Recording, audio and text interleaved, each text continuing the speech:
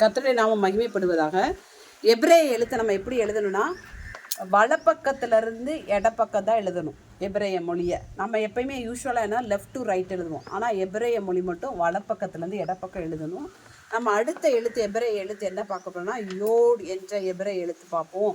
அந்த யோட் என்ற எபிரேய எழுத்தை எப்படி எழுதுது எப்படின்னு பார்ப்போம். யோடு வந்துன்னா சின்ன எழுத்து தான் இருக்கிறதையே. எபிரேய எழுத்தில் குட்டி எழுத்து தான் இந்த யோடுன்ற எபிரேய எழுத்து. இந்த யோடு என்ற எபிரேய எழுத்தை மத்தேயு 5:18 சொல்கிறாரு கர்த்தர். இந்த சிறிய எழுத்தை குறித்து தான் சொல்கிறார். என்ன மலைப்பிரசங்கத்தில் சொல்கிறார், ஒரு சிறு எழுத்தாகிலும் ஒரு எழுத்தின் உறுப்பாகிலும் ஒளிந்து போகாது என்று மெய்யாகவே உங்களுக்கு சொல்கிறேன்.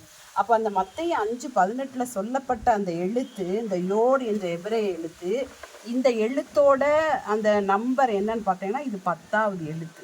ஒவ்வொரு எபிரேய எழுத்துக்கும் ஒரு நம்பர் இருக்குது. இந்த யோடு என்ற எபிரேய எழுத்துக்கு இது 10வது நம்பர்.